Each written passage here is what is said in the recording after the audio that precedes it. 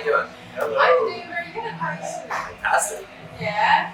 Very good to have you here back in the Czech Republic again. Happy to be back. Well, we're very happy that you actually. It's a beautiful day. It's a very beautiful day. Well, you can't tell from here, but it is. It wasn't raining on yesterday's show. A little bit, yeah. But you know what? Just in time for our show, the sun showed up. Can you believe it?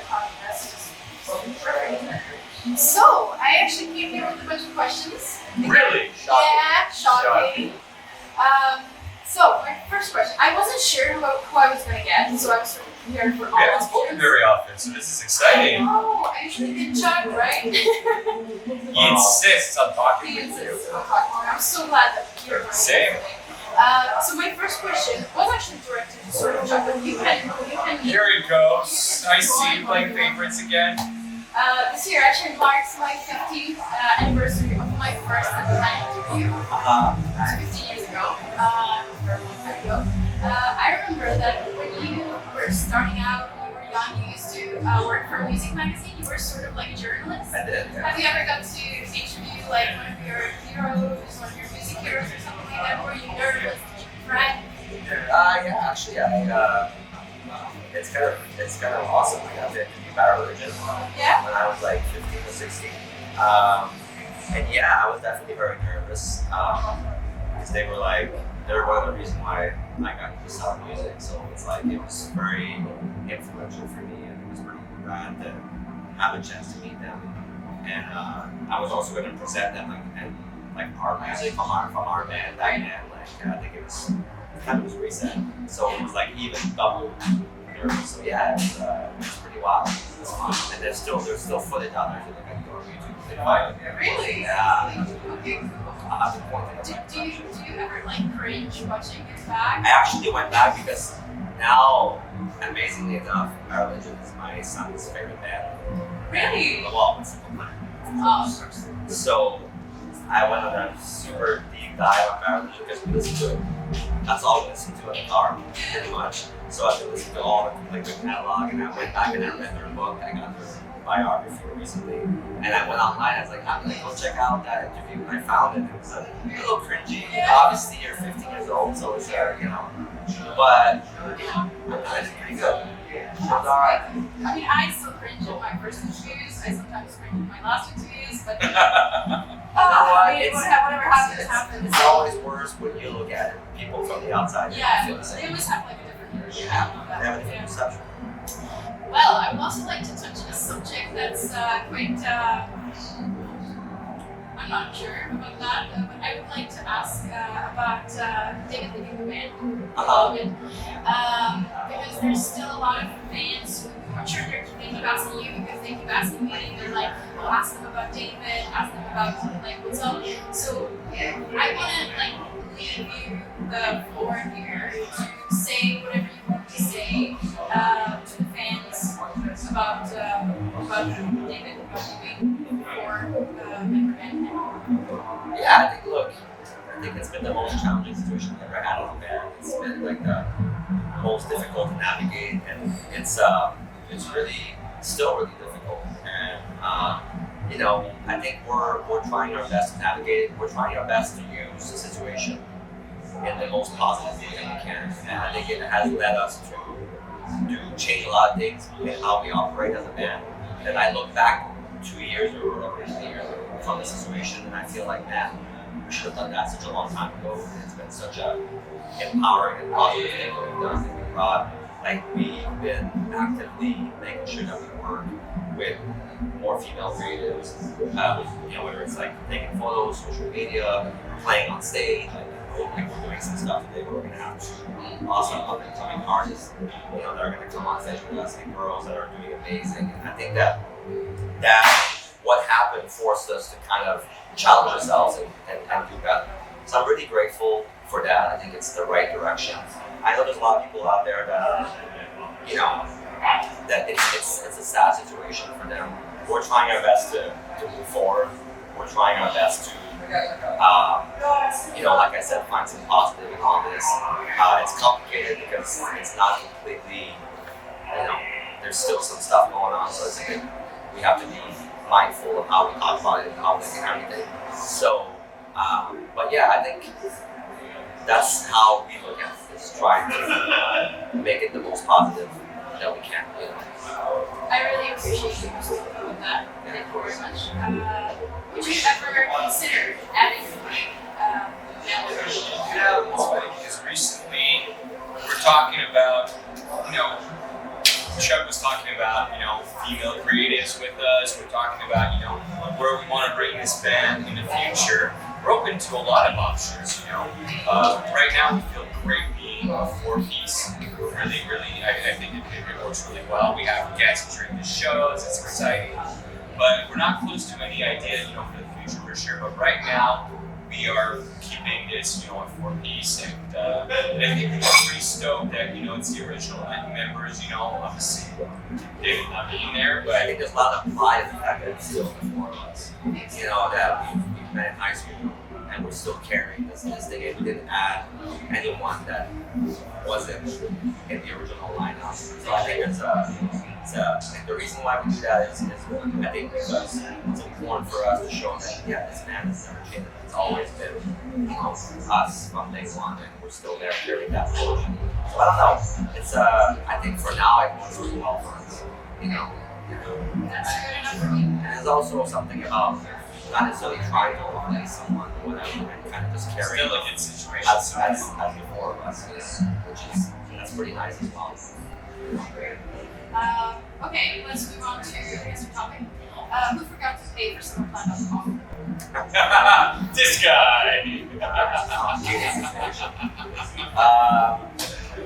Without getting into the details or whatever, we had to go in for a long time. The company that we did it closed down, shut down, and it's completely unreachable. We try everything we can. Somebody snatched it. It's a bummer. We tried to make a thing, but they were trying to get a sort of amount of money for it. And we said, you know what? We don't need it. So now we got into the business of selling travel packages online. It's so strange to go on the website the first time and I was like, what? Yeah. That's It's not us. To be very clear, it's not us. Speaking of websites, what about the speaker? Is that ever gonna get revamped? What's the situation? I think we're trying to find a way to bring back the technology in a way that would be cool for the fans and work for us as well, and kind of like try to find something that would really offer real value to people. I think what people felt was really special was the possibility to meet fans, and I think we still love that. We still want to find a way to offer fans value, to offer fans like something that they will feel like, oh man, like when I sign up for that, I'm getting stuff that nobody else can get. And it's kind of complicated with the pandemic and everything, just getting back into touring. It's been on the agenda, it's been on something that we want to address. We just didn't have like the chance to fully figure out what configuration or what's the model, how we're gonna do it. I know a lot of hardcore fans miss it. It's difficult also because, to be honest, the last year and a half, 2 years of touring, most of the touring was co-headlining or like some support that we've done with other bands. So at that point, it's a lot more difficult, like in terms of just pure logistics and scheduling. It's more complicated to be able to decide how the day goes and what we can and cannot do. So yeah, down the road, we definitely want to try to do something that bring back a sort of fan club experience. I don't think it's going to be exactly what the SB Crew was. That was amazing for what it was at the time. I think we're in a different space but I think what we want to do is try to find something where people will be like, oh yeah, that if I'm a hardcore fan of SimplePlan, like I need to be in that fan club. That's what I mean. So we have to figure out what these ingredients are. But yeah, I think it's something that's been on my mind for sure. But I think I want to be fans, that they're really into it. Sure, fans will be really happy to hear that. I actually got some questions submitted from the fans, and one of them was it was a similar question that I had, and that is, are you ever going to release Still Not Getting Any of Your Heart on vinyl? Because I sure hope so. That we don't have, Yeah. and I'm sure there's a lot of like collectors out there, and there's a lot of people like listening to music on vinyls these days, and those are great records, and Still Not Getting Any is going to have a very good anniversary next year, right? So, The short answer is yes. Yes, we will. We want to. It's really important. We realize that our fans love it. We love it. you know how special it is to get something special that never existed for collectors.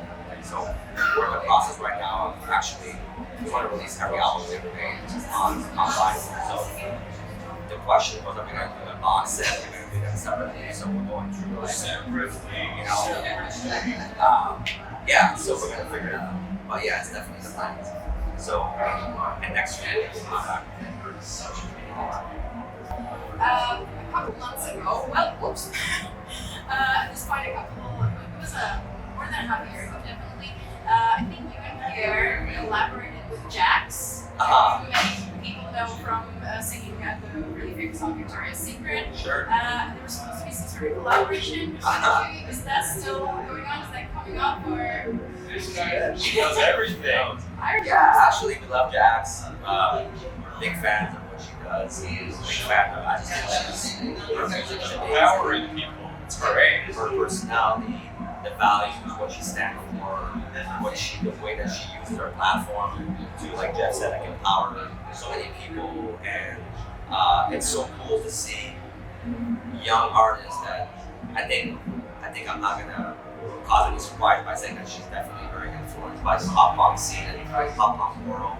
It's so cool to see them come in and you know, kind of coming up and to see it becoming so huge. And so yeah, I know that we actually met like the chance in LA to start discussing. It's almost like a year and a half ago, 2 years ago. We started talking about it, and we actually did a collaboration together, and it's gonna come out really soon. So yeah, it's a little scoop for you right there. Will there be a SimplePlan song or her song? Or? You know what? We did both, so I don't know what's going to come first. We'll see. Well, speaking of future releases, first of all, is there going to be a video for Iconic? If it was Chuck's way, there would be a video for every song off the record. Really. We wouldn't mind, really. Yeah. It's a lot of money. But then again, I think we're going to make a video for we should. Yeah. It's interesting how you tie the two questions together. You're creating weird little things here. It's giving you some Easter egg. Yeah. You can go back and listen and give you like, oh, Like how maybe try to tell me something. You're spelling it out. And speaking of upcoming stuff, what can the fans look forward to the next couple of months? Will there be more touring? Will there be more downtime? We're going to be touring quite a bit, and we are going to come back in this neck of the woods. I would say early next year. Maybe a headlining tour. Yeah, we're thinking about it. Perhaps, yeah. We're going to do that in top of the year next year, 2024. There's still a lot of places that we haven't been that we want to, since the pandemic, that we haven't been able to get to. So like Australia is a big one on our list. Coming back and finally doing a full headliner. South America, here I find some spot too. Brazil, we haven't been yet in all of the countries there. So we're working on that, some more touring. And also, there's, you know, I think we're starting to think about how can we release music more often. So, you know, we're looking into the vault and see if there's some stuff that maybe we can share with our fans. So, some stuff that we've done, kind of like the EP that we did for Get Your Heart On, where we had some, you know, songs that didn't make the record, but that we're really proud of, really excited about. Still, just maybe didn't quite fit on the album. So, something like that. We'd love to have.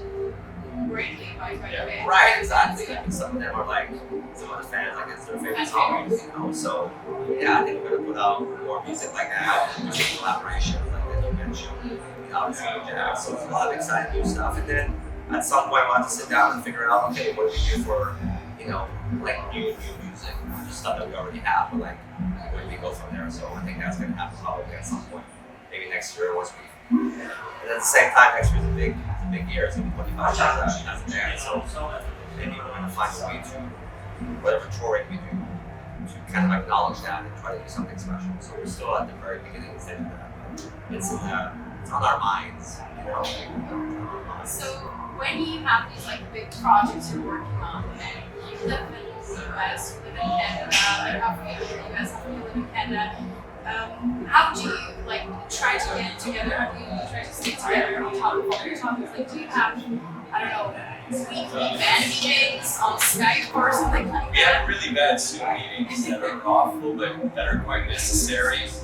We discuss a lot of things when we're together on the road, and I think that's probably the better way to do things. And when we need to get together, we don't hesitate when we get together. But obviously, a lot of decision making, we try to do it on the road as much as possible. But yeah, Zoom meetings happen. Sometimes they're the Chuck's favorite for sure. Chuck really loves those meetings. Lots of emails and texting, and then like We call each other. calling each other, and we figured out what we do. And like Jeff said, usually the time on the road is great, you know, it was tough. And then like when we actually go out and like make stuff, we still get together. I think the day where you start to like just ship like files from emails, like it's not about men. It's a bit different. So I think we're still attached to the idea of like, let's get together, let's push each other, let's make the songs better, let's make each other better. And that's still part of what we want to do as a band. Okay. So you guys have accomplished so many things over the past almost 25 years, basically, as a band. And I bet that there was always like a goal that was in front of you that you were trying to reach, and you've already accomplished so many. So what goals do you still have in front of you that you're trying to reach? It's funny because I think there's a stage in a band's career where you kind of know, this is where you're at. But oddly enough, the resurgence of the genre, the rock punk rock, whatever you want to call it, kind of gave us a second wind. We feel that this band can still grow.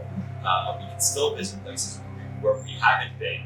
I think it's a very exciting time for SimplePlan. The reception of the last record was great, but I think we can still do better. And we're ambitious people. We love this band. We're proud of our fan base. We see a lot of familiar faces, but we also see a lot of new people, come to the shows. So I think there's a lot of great things ahead of us. We're definitely not about to stop. There's no talk about that. If anything, we're really, really focused. We have the same goal to keep going. We're just trying to find a way to make it work for our own personal lives. But this is still a priority. We still want to be pushing the band. And I think we're going to keep going for quite a while. Yeah, I definitely agree with everything that Jeff said. I would add on top of that, just I think a goal has become like just longevity. I think it's just keep being relevant for as long as we can and keep growing as a band and kind of like when you hit those milestones like 25 years, like, well, the next one is like, okay, we want to be around for 30 years. Then the next thing was like, well, can we play this in our 50s and 60s and why not? You know what I mean? So I think it's like if we can make this like our lives, like truly like this is a project of our lives. I think that's the goal, that's the dream. Maybe it's a bit different from like, we used to make a dream when we were kids, or we need to sell like a platinum album or whatever like that. Some of that we've accomplished, some of that we get it, but I think now that goal for me has morphed into like, well, how long can we make it last? That it's still fun for us, that we still enjoy it, and it's still great for our fans, and they don't feel like, I'm seeing that band, but like it's not what it used to be. Like I don't want people to feel that when they come to our show. So how long can we maintain that bar, that level, where people feel like, man, like I still have to be there. I still have to go see them, Yeah. I think we couldn't end on a better note. So thank you guys so much for this interview. Thanks for doing it. See you very Thanks for doing it for so long. soon. Yeah. You're after you. You're getting all